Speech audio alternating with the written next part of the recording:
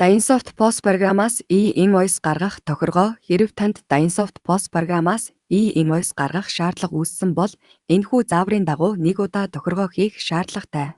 Тохиргоо хийгээгүй үед POS програмд нэхэмжлэх хэвлэх чек харагдахгүй. Dynsoft ERP системийн борлуулалт POS тохиргоо нэмэлт тохиргоо цонхонд нэхэмжлэх үүсгэх дансны дугаарыг идэвхжүүлж төлбөр хүлээн авах байгууллагын дансны дугаараа оруулж хадгална. Нэхэмжлэхийн төлбөр хүлээн авах зөвхөн нэг дансны дугаар оруулахыг анхаарна уу? Дараа нь POS программаас мэдээлэл шинжилсэний дараа төлбөр төлөх цонхонд нэхэмжлэх үүсгэх бол тэмдэглэл сонголт нэмэгдсэн байх ба сонголтыг идэвхжүүлж байгуулгаар баримт хэвлэх үед e-invoice хэвлэгдэх болно. E-invoice гаргасан бол борлуулалтын жагсаалтанд нэхэмжлэх баган чигтээ сонгогдсон харагдана.